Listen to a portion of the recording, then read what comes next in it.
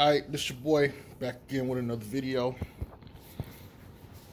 And we're going to talk about Pelicans pre-training camp presser. I'm not going to dig too much into this.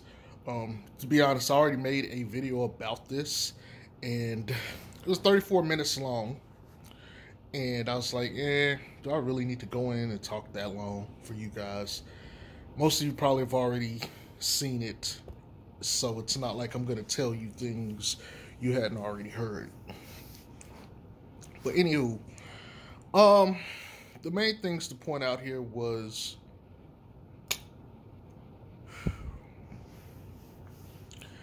they mentioned, particularly Griff mentioned, playing Zion at the 3. So, and my thing with that is, with the weight he's lost, I'm okay with it. I have no problem with it. He's 6'6". He probably should be there anyway. If he's like 250, 255, maybe even 260, play that man there. There's not a forward who can stay in front of him or outpower him at that position. Plus, I think it'd give you an opportunity to make better use of him as a cutter anyway, which he didn't do a whole lot of. Hell, none of the team cut as much last year as I would have liked, which was one of my complaints. But that's something, I guess, to take from that. Griff mentioned and low-key threw shade at some of the players that's not on the Pelicans right now, as some of them were not comfortable with their roles. If I had to guess, it's Etuan Moore and Jahlil Okafor, because they've been in the league for a while. Jahlil didn't get to play all the time. Etuan is a vet, and he damn sure didn't get as many minutes as he probably figured he was worth. But it could have been any of those guys, Frank Jackson, Kenrich Williams, but take with that what you will, but it is what it is. Outside of that, one of the things that was mentioned was Lonzo's role on the team. But before I get into that, Stan gave a tier list kind of the basically what he felt like who was going to get a bulk of the offensive plays ran for them. Well, he gave two things. He said who they're building the team around, or who you have to build the team around. And he also said who the bulk of the plays are going to go to. Either way, in both sets, B.I. and Zion are considered franchise players. So, it was on top of both lists. And then he had one, it was like Eric Bledsoe, and then JJ. JJ was more of who you're going to run the plays for. Eric Bledsoe was kind of like, he was on both lists. Which tells me Griff is high on him. He views him as a big offensive threat. Basically, he's going to be Diet Drew Holiday for cheaper, essentially. So they're going to play him as such. And then he mentioned, like I said, JJ, he wants to run plays for. And then he said Lonzo Ball. Lonzo, because his skill set is unique, what he brings to the table in transition and passing, and his ability to shoot the 3 and play make. He thought those were all, and his defense were all incredible and versatile and necessary, along with his height and length. But he also mentioned building the offense around what he does in transition specifically, because he's the best full court passer in the league. He's the best transition passer in the league. As far as getting and pushing the ball up the floor. So, there's that piece. But he mentioned also, when he was talking about, the team and the stuff that he wanted to do, or that they could do, is he was talking about how Lonzo would fit in with that. And he was saying, like, he wants to do some interesting stuff with Lonzo. Personally, I take that in a couple ways. I think that means, back to my point, more cutting, but I think a lot more pin downs and screen actions, which would get him open off ball, which is something I've asked for. I honestly felt like offensively he should have been played like Steph Curry in some instances. I think he should be running around the court constantly. Um, but I think he should have played off ball, like Steph, coming off pin downs, get some open looks at threes. I thought that would have been great for him. I thought he should have been playing like that too on the Lakers. I also think he means as a cutter, cutting to the basket. We didn't see much of any of that from the Pels as a unit last year, which is why I was like, when it happened, it was like, whoa, someone cut and someone found him. Like, wow. So that was touched on, and he said, he said he wanted to try, or he wanted to do some interesting stuff. Now, here's the other part to that. I think, hear me out, I haven't seen any videos of Brandon Ingram or Zion, or really any of the other Pels this offseason. And I just looked before I did this video. The other video I did was kind of like a whole bunch of speculation. I have not seen any videos on any of the other Pelicans all offseason. Only one has been Lonzo. And I believe some of the Pelicans people have liked it. PR, the Pelicans page. So they've seen his workouts. Stan probably saw those workouts and was like, I wonder what I could use him for with that stuff. Because the guys he was working out with know their shit offensively. They know how to, get your technique and stuff down. They're good for it. Hell, LeBron and Bronny were working out with him just last week, But the main thing here is, I think Stan got to look at that tape and was like, we might have something we could work with here. And he mentioned in the presser how Lonzo needed to be more aggressive, attacking, like he needed to change his mindset. Instead of looking to pass first, you need to look to attack first and pass out of that. Saying that his instincts would carry him because his understanding of the game is up there, some of the best. And he thinks he would be better served to attack first, look to attack the basket first, and pass second, because he could see it. And so that was one of the things he wanted to work with him on. But if I'm thinking like Stan, if I'm a coach and I see my young point guard who hasn't had an off season and he hadn't been effective scoring, practicing with some guys who can help elevate that, I'm thinking I might try to use him in other ways offensively. Pick and roll, go to the mid-range, take the jump shot, or all kinds of other things. He's worked on his layups, he's worked on his floater. It's like you might look to try to get Lonzo in some actions that will make use of the stuff he worked on. Now, you could easily tell what that stuff is. You could look and see, okay, I can see Lonzo coming off a pin down, curl action, hit the floater or hit the mid-range, pull up mid-range. Right within his skill set, you get a strong screen setter like Adams or Zion. That's very easy to replicate and do over and over for easy buckets, especially if that shot is anything consistent like it was looking in those videos. So I'm interested to see, we might see some alleys to Lonzo. Normally we see Lonzo passing, but maybe he'll be the recipient of alleys. I don't know. But if this was me being Stan, that's probably what it is. He's probably looking to get him doing some other actions based off of the stuff he's worked on. But again, Stan has always been consistent about this, and this is the thing I loved about him. He said he can look on stuff, he can look on film, and he can kind of see what he would want to do, but he's not going to know what he can do until he gets these guys in, and they've had about a week to go through stuff, and he can see where they're at and what they got. So, there's, okay, we want to have him space the floor and be point guard in transition and stuff. But if Lonzo shows that he could do so much more, it's like we got to give him more to work with. it's only going to make the team better. So there's that. I know there's a lot of Pels media who was like, oh, he's a wing player. Here's my thing. Call a nigga whatever you want. He's still the best passer on the team.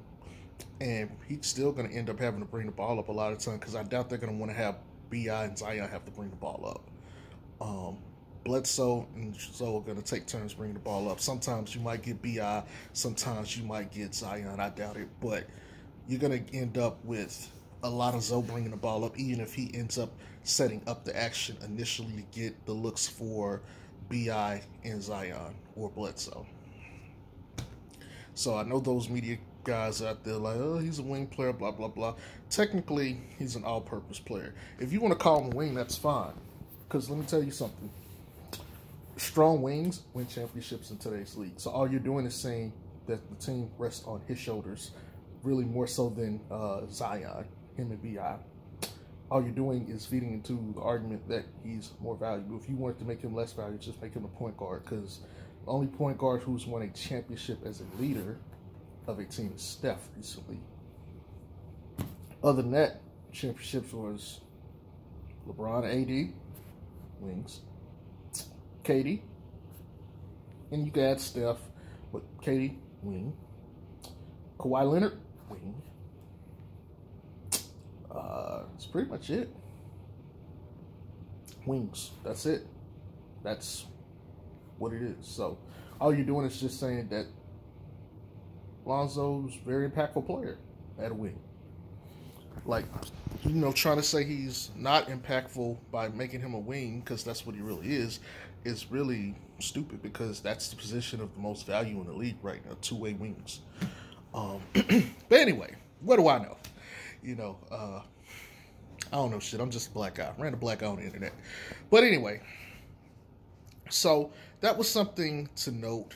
I have questions still about the roster because they mentioned Lonzo. Basically, they already hinted at it. The starting lineup is Lonzo, Bledsoe, B.I., Zion, and Adams, right? So that means off the bench, Griff mentioned this specifically, and it was funny because he was talking about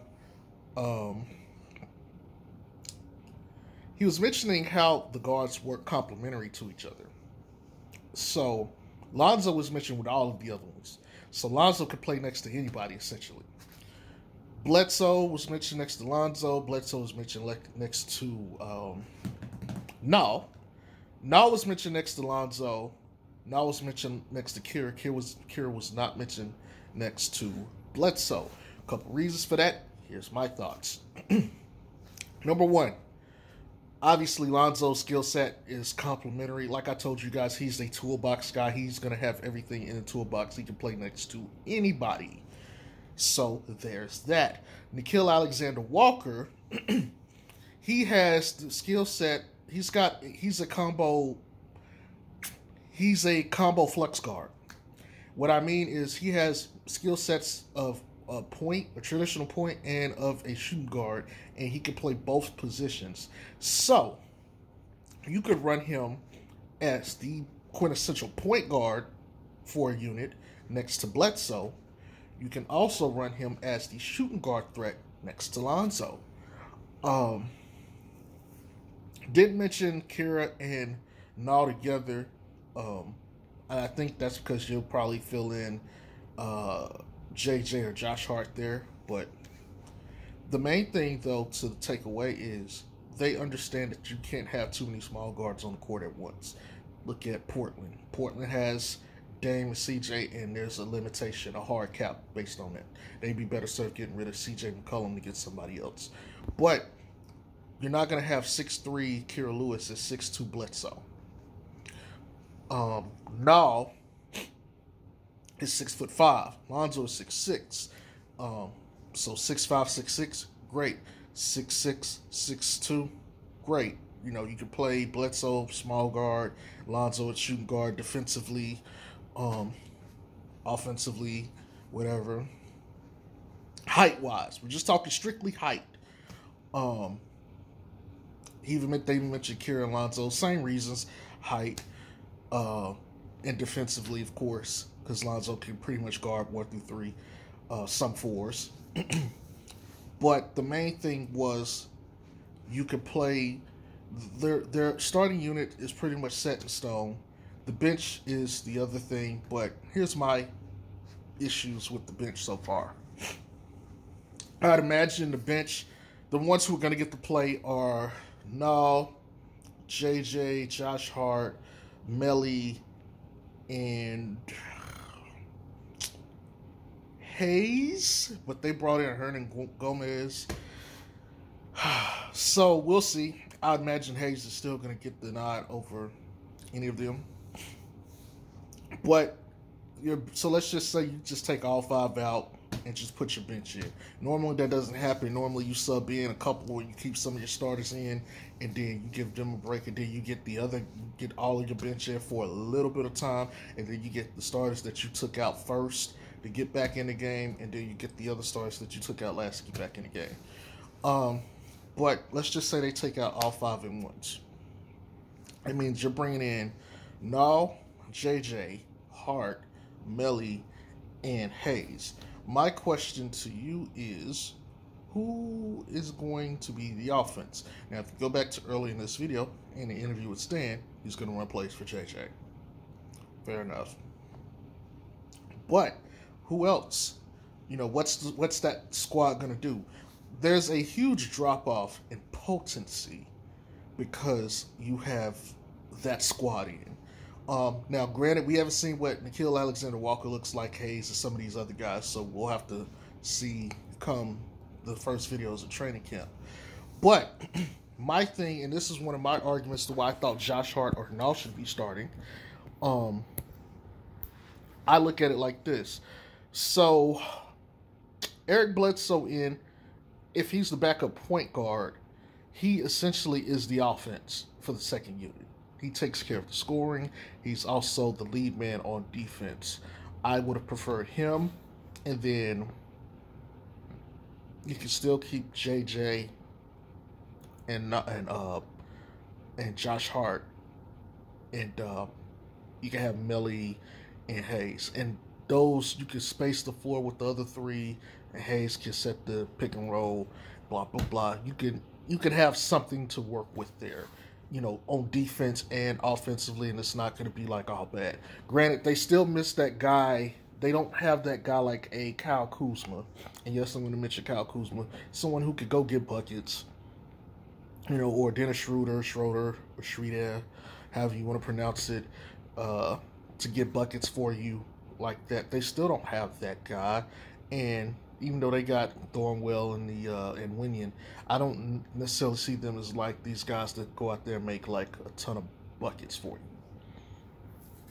So that's just me. That's my beef.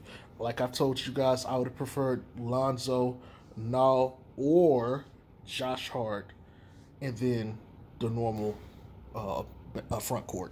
That's me. But I'm not the coach. I don't make those decisions. Yet I understand why they want to do it. You want to head, or you want to clamp the West guards as best you can and make the job of BI and Zion easier. If you could clamp your opposing guard combinations in the West, chances are you're gonna be more effective. For instance, assuming they still had Clay healthy, Steph and Clay, if you could somehow limit them, you got a chance to beat Golden State. Portland, Dame and CJ, if you could clamp them, you win. Houston, if you could clamp Russ and Harden, you win.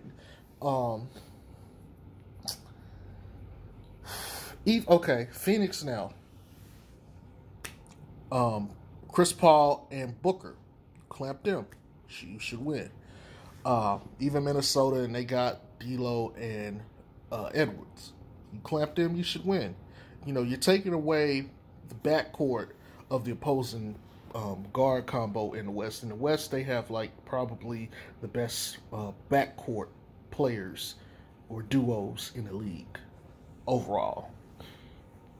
And I didn't even mention all of the teams. I just gave you a couple. And, there's still guards out there like Jamal Murray.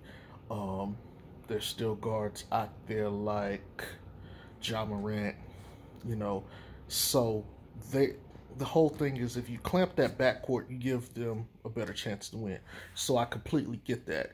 But again, like I told you guys in the other videos, the ceiling of this team is going to be basically hindered on their defense. Stan touched on that. Stan mentioned that. I am not going to beat that dead horse. You guys should know this already.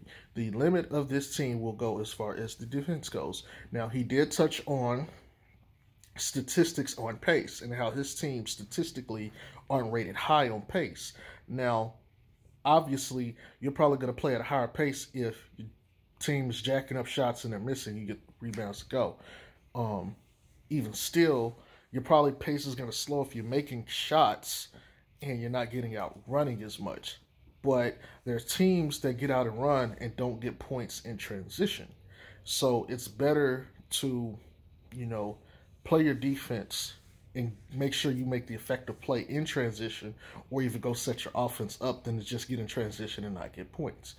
Very effective, very smart, very reasonable. I don't think anybody would have a problem with that. For the most part, there's going to be a lot of moving pieces. Again, like I told you guys 2 months, I gave you like the timeline, 2 months for Alonzo, he should look like this, another 2 months, blah, blah, blah. The thing is, this team, some of the guys, or most of the guys have played together already, so there's continuity. The problem is they're all having to learn how to play the way Stan wants to play. The good news is Stan said he was going to keep a lot of the stuff they already ran that worked for them. So there's some comfort there. It won't be so bad if he was just like, all right, scratch this. All y'all niggas finna run. What the fuck? I'm telling you, run. Get out here, and this is what you're doing. It would be difficult. But Stan's reasonable, says, okay, look, we're going to keep a lot of what you guys were doing for continuity's sake, and because we have such a short window to get this right. And I'll add in a couple things here and there. We'll work on this stuff, and we'll drill this. And we're going to hammer home defense, defensive transition, staying in front of your man, yada, yada, yada. That's going to be the core of the team, as far as what's going to be how they play. Speaking of the core, the Pels, rightfully so, really only have a duo that they're concerned with. That's Zion and B.I. No Lonzo, no Josh Hart.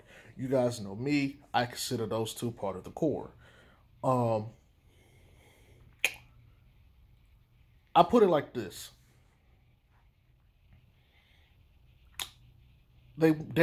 Fisher went out of his way today to mention that B.I. had a trade kicker, 15%. But he doesn't have any kind of player option, nothing. It could be, because I made a video about this, they may look to trade him, especially if Zion becomes legit. That's the thing. We can go get another wing, but we can go flip Brandon Ingram for some players like Kelly Oubre, Robert Covington, those kind of guys that would fit in and make those twos games better. I'm not saying that's going to happen, even though I mentioned it, but I told you guys about a month or two ago that that's something to be on the lookout for in the future. And a lot of people was like, nah, I don't see that, but we'll see. I just think, why would you mention him having a trade kicker, hint, hint, unless you were possibly going to look to maybe move B.I. in the future for something? You get all these draft picks, so 2023, 2024, B.I. be 26, 27. You might have to pay Zion and Alonzo. Maybe you trade B.I. Maybe you get a third star. Maybe you get someone more proven or better, and you run with that. Or, I don't know, maybe you get rid of B.I. and you get better support, and you just let this be the Zion's up show. I don't know. But there was a reason he mentioned that, and he was putting that message out not just to us, not just to the players, but the other teams. Be on the lookout for that. As far as everything else is concerned, I'm not going to get into the pettiness of David Griffin, who he was petty. And all of his nonsense when he's talking about, oh, you know, guys, great personality, blah, blah, blah. There's a bunch of bullshit. Not saying that that's, you know, completely not true, but Drew just won basically like Teammate of the Year award. You constantly talk about how good of a um, locker room guy he is, but, you know, you got rid of him. I'm not saying you're full of shit, but you may be full of something that resembles shit. Anyway, so, you know, but to be fair, it was like, okay, Drew's timeline is different. Drew needs to compete for a championship. Well, basically, he didn't mention that these guys need to develop, but they do need to grow. And he didn't directly say, here I am talking about Dave Griffith, I said I would. This is going to be short, but didn't he mention how, you know, playoffs isn't out of the question, but playoffs needs to be in the question? Which means, yes, we're developing, niggas. We are developing. Do you guys think you're going to make the playoffs? No, but we're going to try.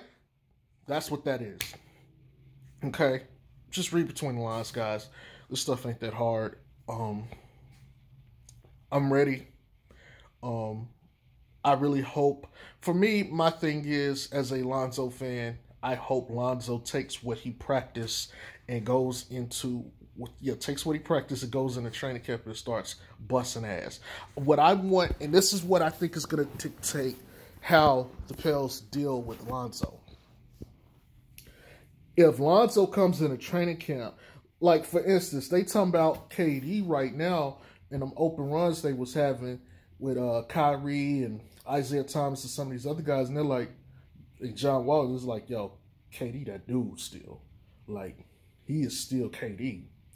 What we need to hear is yo, of everybody in training camp that I'm most impressed with, it's Lonzo. And you know, it's like Zion and everybody looks good, but Lonzo seems to have taken a jump. Like, he's doing things I've never seen him do before on the court. If we start hearing that, Lonzo is going to have a breakout year. If we hear the subtle, you know, Zion took a leap, and Zion looks amazing. He was all over the place, and B.I. took a leap, or he was all over the place, and he was making shots. You know, he was doing things that lip service. What we need to hear is, I was really impressed by Nickeil Alexander-Walker. I was really impressed by what Lonzo could do. You know, I had my opinions about him, but I think the offseason did him some good. If you hear that, Lonzo was busting ass at practice. It's your boy Jay Strokes. Peace.